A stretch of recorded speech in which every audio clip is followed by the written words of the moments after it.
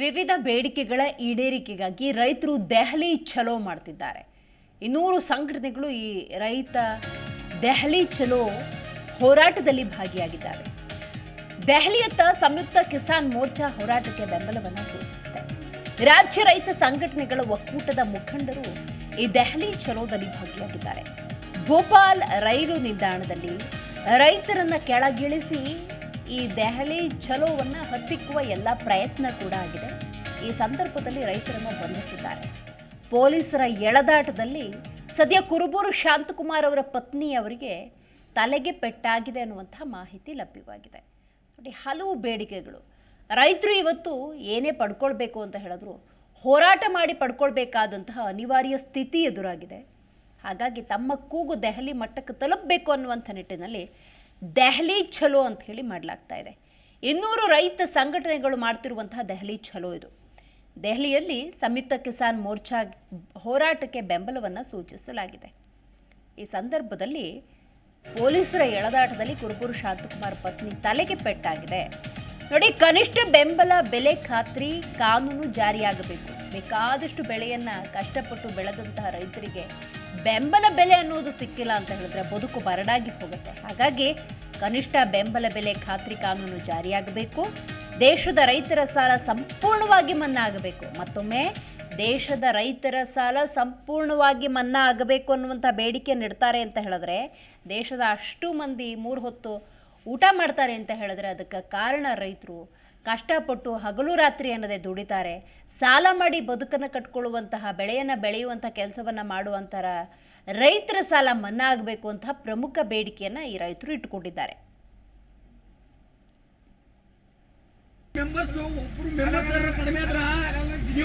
ಈ ಒಂದು ರಾಜಕಾರಣಿಗಳು ಎಲ್ಲರೂ ಕೂಡ ಅರ್ಥ ಮಾಡ್ಕೋಬೇಕು.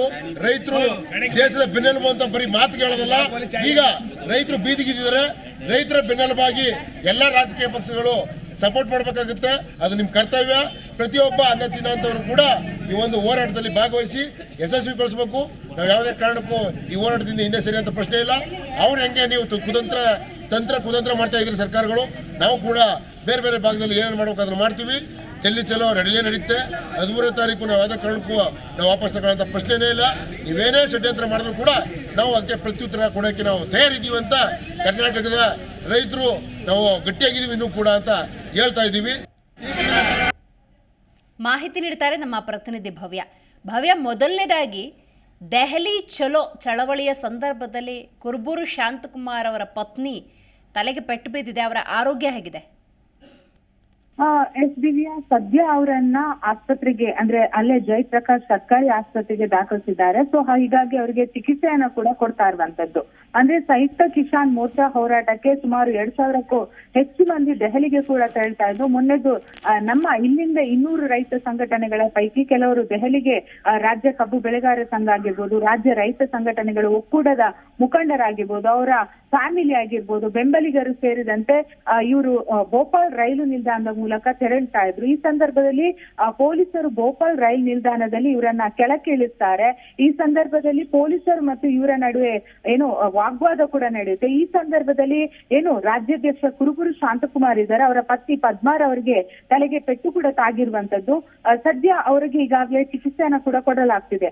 ಸದ್ಯ ಈಗಾಗಲೇ ಗಡಿಯಲ್ಲಿ ಭಾರಿ ಕಟ್ಟೆಚ್ಚರವನ್ನ ಕೂಡ ವಹಿಸಿರುವಂತದ್ದು. ಅಂದ್ರೆ ಈಗಾಗಲೇ ರೈತರು ಕೆಲವೊಂದು ಬೇಡಿಕೆಯನ್ನ ಮುಂದಿಟ್ಟುಕೊಂಡು ದೆಹಲಿ ಚಲೋಗೆ ಕೂಡ ಹೊರಟಿರುವಂತದ್ದು. ಕೃಷಿ ಉತ್ಪನ್ನಗಳಿಗೆ ಕನಿಷ್ಠ ಬೆಂಬಲ ಬೆಲೆ ಖಾತ್ರಿ ಕಾನೂನು ಆಗಿರ್ಬೋದು, ಹಾಗೇನೆ ರೈತರ ಸಾಲ ವಿಚಾರ ಆಗಿರ್ಬೋದು, 60 ವರ್ಷ ತುಂಬಿದ ರೈತರಿಗೆ ಪಿಂಚಣಿ ಯೋಜನೆ ಆಗಿರ್ಬೋದು, ಹಾಗೇನೆ ರೈತರ ಹಿತಾಸಕ್ತಿಯನ್ನ ಕಾಪಾಡುವ MS ಸ್ವಾಮಿನಾಥ್ ಅವರಿಗೆ ಭಾರತ ರತ್ನ ನೀಡಿ ಗೌರವಿಸುವ ಸರ್ಕಾರ ರೈತರ ಪರ ನೀಡಿರುವ ವರದಿಯನ್ನ ಇನ್ನೂ ಕೂಡ ಜಾರಿ ತರಲಿಲ್ಲ. ಸೊ ಹೀಗಾಗಿ ರೈತರ ಹಕ್ಕೊತ್ತಾಯಗಳನ್ನ ಈಡೇರಿಸಬೇಕು. ಇಲ್ಲದಿದ್ರೆ ಮುಂದಿನ ಏನು ಲೋಕಸಭಾ ಎಲೆಕ್ಷನ್ ಬರ್ತಾ ಇದೆ, ಈ ಸಂದರ್ಭದಲ್ಲಿ ರೈತರ ಪಾಲಿಗೆ ಇದು ಕರಾಳ ಚುನಾವಣೆ ಆಗುತ್ತೆ ಅನ್ನೋ ನಿಟ್ಟಿನಲ್ಲಿ ಇವತ್ತು ಒಂದು ದೆಹಲಿ ಚಲೋವನ್ನ ಕೂಡ ಆಯೋಜಿಸಿದ್ರು. ಆದ್ರೆ ಈಗಾಗಲೇ ಸುಮಾರು 2,000ಕ್ಕೂ ಹೆಚ್ಚು ಬೇರೆ ಬೇರೆ ಭಾಗಗಳಿಂದ ಬರುವಂತಹ ರೈತರನ್ನ ತಡೆಯೋದಕ್ಕೆ ಈಗಾಗಲೇ ಪೊಲೀಸರು ಗಡಿ ಭಾಗದಲ್ಲೇ ಇರುವಂತದ್ದು. ಅದರಲ್ಲಿ ನಮ್ಮ ಇಲ್ಲಿಂದ ಹೊರಟಂತಹ ರೈತರಿಗೆ ಈಗ ಸದ್ಯ ಅಲ್ಲಿ ಪೊಲೀಸರು ಒಂದು ಅಂದ್ರೆ ವಾಗ್ವಾದ ನಡೆಸಿ ಅದು ಕೂಡ ಪ್ರಮುಖವಾಗಿ ರಾಜ್ಯಾಧ್ಯಕ್ಷ ಕುರುಬೂರು ಶಾಂತಕುಮಾರ್ ಪತ್ನಿ ಪದ್ಮಾರ್ ಅವರಿಗೆ ಒಂದು ತಲೆಗೆ ಪೆಟ್ಟನ್ನ ಕೂಡ ತಾಗಿರುವಂತದ್ದು. ಅಷ್ಟು ಮಾತ್ರವಲ್ಲದೆ ಒಬ್ಬರನ್ನ ವಶಕ್ಕೆ ಕೂಡ ಪಡೆದಿದ್ದಾರೆ. ಸದ್ಯ ಅವರು ಆಕ್ರೋಶವನ್ನು ಕೂಡ ಹೊರ ಹಾಕ್ತಿರುವಂತದ್ದು. ದಿವ್ಯಾ, ಪ್ರಮುಖವಾಗಿ ಯಾವೆಲ್ಲ ಬೇಡಿಕೆಗಳನ್ನ ರೈತರು ಕೇಂದ್ರ ಸರ್ಕಾರದ ಮುಂದಿಡುವಂತಹ ಪ್ರಯತ್ನವನ್ನ ಮಾಡ್ತಾ ಇದ್ದಾರೆ ಭವ್ಯ. ಈ ಹಿಂದೆ ಕೂಡ ಬಹಳಷ್ಟು ಬೇಡಿಕೆಗಳನ್ನ ಮುಂದಿಟ್ಟುಕೊಂಡು ಕೆಲವೊಂದು ಹೋರಾಟವನ್ನ ಕೂಡ ಮಾಡಿದ್ರು. ಆದ್ರೆ ಇಲ್ಲಿವರೆಗೆ ಯಾವುದು ಕೂಡ ಅದು ಪ್ರಯೋಜನ ಆಗಿಲ್ಲ. ದೆಹಲಿ ಚಲೋ ಮಾಡಿದಾಗ ಈ ಹಿಂದೆ ಕೂಡ ಪೊಲೀಸರು ರೈತರ ಮೇಲೆ ಲಾಠಿ ಪ್ರಹಾರ ಮಾಡುವ ಮೂಲಕ ಅವರನ್ನ ಅಲ್ಲಿಂದ ಓಡಿಸುವಂತಹ ಕೆಲಸವನ್ನ ಕೂಡ ಮಾಡಿದ್ರು.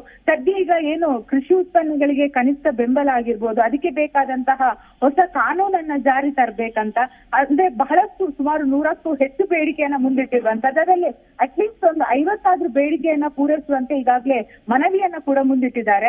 ಅಂದ್ರೆ ರೈತರ ಸಾಲ ಏನಿದೆ, ಅಂದ್ರೆ ಬೆಳೆಗೆ ಬೇಕಾದಂತಹ ಸಾಲವನ್ನ ಬ್ಯಾಂಕಿನಿಂದ ಪಡಿತಾರೆ, ಅದಕ್ಕೆ ಬೇಕಾದಂತಹ ಬಡ್ಡಿ ಹೆಚ್ಚಳ ಆಗಿರ್ಬೋದು, ಈ ರೀತಿಯಾದಂತಹ ರೈತರಿಗೆ ಬ್ಯಾಂಕಿನಿಂದ ಕೂಡ ಅನ್ಯಾಯವಾಗ್ತಾ ಇರುವಂತದ್ದು ಖಾಸಗಿ ಬ್ಯಾಂಕ್ಗಳಿಂದ.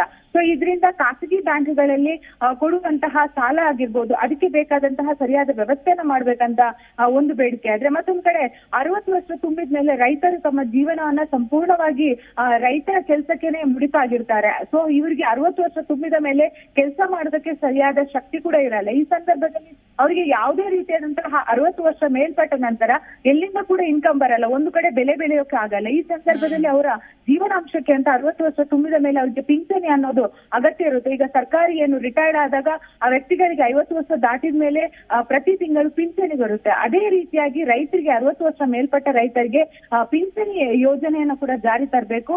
ಅಷ್ಟು ಮಾತ್ರವಲ್ಲದೆ ಈ ಹಿಂದೆ ಕೂಡ ರೈತರ ಹಕ್ಕೊತ್ತಾಯಗಳು ಬಹಳಷ್ಟು ಇರುವಂತದ್ದು, ಅದನ್ನು ಕೂಡ ಈಡೇರಿಸಬೇಕನ್ನೋ ಅಂದ್ರೆ ಈ ರೀತಿಯಾದಂತಹ ಕೆಲವೊಂದು ಬೇಡಿಕೆಯನ್ನ ಮುಂದಿಟ್ಕೊಂಡು ದೆಹಲಿ ಚಲೋಗೆ ಹೊರಟಿರುವಂತದ್ದು. ಆದ್ರೆ ದೆಹಲಿ ಚಲೋ ಮಾಡೋ ಮುಂಚೆನೆ ಈ ರೀತಿಯಾದಂತಹ ಘಟನೆ ಕೂಡ ನಡೆದಿದೆ. ಸೊ ಹೀಗಾಗಿ ಇವತ್ತು ದೆಹಲಿಯಲ್ಲಿ ಯಾವ ರೀತಿಯಾಗಿ ಪ್ರತಿಭಟನೆ ನಡೆಯುತ್ತೆ, ಯಾಕಂದ್ರೆ ಬೇರೆ ಬೇರೆ ರಾಜ್ಯಗಳಿಂದ ಕೂಡ ರೈತರು ಬರ್ತಾ ಇರುವಂತದ್ದು. ಬಹಳ ದೊಡ್ಡ ಮಟ್ಟದಲ್ಲಿ ನಡೀತಾ ಇರುವಂತಹ ಹೋರಾಟ ಭವ್ಯ ಇದು. 200ಕ್ಕೂ ಹೆಚ್ಚು ಸಂಘಟನೆಗಳು ಈ ಒಂದು ಹೋರಾಟಕ್ಕೆ ಬೆಂಬಲ ಸೂಚಿಸಿರುವುದರಿಂದಾಗಿ ಲೋಕಸಭಾ ಚುನಾವಣೆ ನಿಮಿತ್ತ ಏನಾದ್ರೂ ಪರಿಣಾಮ ಬೀಳುವಂತಹ ಸಾಧ್ಯತೆ ಇದೆ ಅಂತ ಅನ್ಸುತ್ತಾ ರೈಟ್ ನೌ ಸಿಚುವೇಶನ್ ನೋಡಿದ್ರೆ? ಖಂಡಿತ. ಯಾಕಂದ್ರೆ ಈಗಾಗಲೇ ರೈತರು ಕೂಡ ಹೇಳಿರೋ ಪ್ರಕಾರ ಲೋಕಸಭೆ ಚುನಾವಣೆ ರೈತರ ಪಾಲಿಗೆ ಕರಾಳ ಚುನಾವಣೆ. ಯಾಕಂದ್ರೆ ರಾಜ್ಯದ ಬೇರೆ ಬೇರೆ ಭಾಗದಿಂದ ಬೇರೆ ಬೇರೆ ರೈಲುಗಳ ಮೂಲಕ ಸಾವಿರಾರು ಸಂಖ್ಯೆಯಲ್ಲಿ ದೆಹಲಿ ಚಲೋಗೆ ರೈತರು ಹೊರಟಿರುವಂತದ್ದು. ಸೊ ಇದು ಎಲ್ಲೋ ಒಂದ್ ಕಡೆ ಲೋಕಸಭಾ ಚುನಾವಣೆ ಕೂಡ ಎಫೆಕ್ಟ್ ಆಗುವ ಸಾಧ್ಯತೆ ಇರುತ್ತೆ. ಯಾಕಂದ್ರೆ ಲೋಕಸಭೆ ಚುನಾವಣೆಯನ್ನ ಮುಂದಿಕೊಂಡು ಈಗಾಗಲೇ ಸೆಂಟ್ರಲ್ ಗವರ್ಮೆಂಟ್ ಕೆಲವೊಂದು ಕಸರತ್ತುಗಳನ್ನ ಕೂಡ ಮಾಡ್ತಾ ಇರುವಂತದ್ದು. ಈಗಾಗಲೇ ಅಕ್ಕಿ ವಿಚಾರ ಆಗಿರ್ಬೋದು, ಅಂದ್ರೆ ಕಡಿಮೆ ದರಕ್ಕೆ ಅಕ್ಕಿಯನ್ನ ಕೂಡ ರೈತರಿಂದ ಪಡೆದು 29 ರೂಪಾಯಿಗೆ ಜನಸಾಮಾನ್ಯರಿಗೆ ಕೊಡ್ತಾ ಇರುವಂತದ್ದು. ಈ ಸಂದರ್ಭದಲ್ಲಿ ರೈತರನ್ನ ಎದುರು ಹಾಕೊಂಡ್ರೆ ಬಹಳಷ್ಟು ನಮ್ಮ ರಾಜ್ಯದಲ್ಲಿ ರೈತರು ಕೂಡ ಇರುವಂತದ್ದು. ರೈತರಿಂದ ಬೆಳೆಯುವಂತಹ ಬೆಳೆಗಳನ್ನೇ ನಾವು ಜನಸಾಮಾನ್ಯರು ಬಹಳಷ್ಟು ಜನ ಏನು ನಮ್ಮ ಜೀವನಕ್ಕೆ ಕೂಡ ಅಳವಡಿಸಿಕೊಂಡಿರುವಂತದ್ದು. ಈ ಸಂದರ್ಭದಲ್ಲಿ ರೈತರ ಬೇಡಿಕೆಯನ್ನ ಈಡೇರಿಸ್ತಾ ಹೋದರೆ ದೆಹಲಿಯಲ್ಲಿ ನಡೆಯುವಂತಹ ಅಂದ್ರೆ ಸದ್ಯ ಮಾಹಿತಿ ಪ್ರಕಾರ ಸುಮಾರು 2000ಕ್ಕೂ 3000ಕ್ಕೂ ಹೆಚ್ಚಿನ ಸಂಖ್ಯೆಯಲ್ಲಿ ರೈತ ಮುಖಂಡರಾಗಿರ್ಬೋದು, ಹಾಗೇನೆ ಕಾರ್ಯಕರ್ತರಾಗಿರ್ಬೋದು, ರೈತರು ಕೂಡ ಭಾಗಿಯಾಗ್ತಾ ಇರುವಂತದ್ದು. ಸೊ ಈಗಾಗಲೇ ರೈತರೇ ಹೇಳಿರೋ ಪ್ರಕಾರ ಇದು ಲೋಕಸಭಾ ಚುನಾವಣೆ ರೈತರ ಪಾಲಿಗೆ ಕರಾಳ ಚುನಾವಣೆ. ಒಂದು ವೇಳೆ ಲೋಕಸಭೆ ಚುನಾವಣೆ ಮುಂಚೆ ಈಡೇರಿಸದೆ ಹೋದ್ರೆ ಮುಂದಿನ ದಿನಗಳಲ್ಲಿ ಇದರ ಪರಿಣಾಮ ಬೇರೆ ಇರುತ್ತೆ ಅಂತ ರೈತರು ಎಚ್ಚರಿಕೆ ಕೊಟ್ಟಿದ್ದಾರೆ. ಸೊ ಹೀಗಾಗಿ ಸೆಂಟ್ರಲ್ ಗವರ್ಮೆಂಟ್ ಯಾವ ರೀತಿಯಾದಂತಹ ನಿರ್ಧಾರವನ್ನ ತೆಗೆದುಕೊಳ್ಳುತ್ತೆ ಅನ್ನೋದು ಕೂಡ ಇಲ್ಲಿ ಪ್ರಮುಖವಾಗಿರುವಂತದ್ದು. ದಿವ್ಯಾ, ಥ್ಯಾಂಕ್ ಯು ಮಾಹಿತಿಗಾಗಿ ಭವ್ಯ.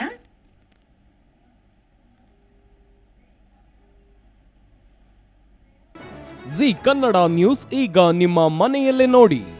ಎಲ್ಲ ಕೇಬಲ್ಗಳಲ್ಲಿ ಈಗ ಲಭ್ಯ. Sun Direct 292, Jio TV 1334, U Digital 162, City Cable 51, GTPL 17, Abhishek cables 821, Rock Line telecommunication 51, Shri Basaveshwara number 60, Vinayaka digital number 53, In Digital number 896ರಲ್ಲಿ. ನಿಮ್ಮಿಸ್ತದ ಜಿ ಕನ್ನಡ ನ್ಯೂಸ್ ನೋಡಿ ಆನಂದಿಸಿ.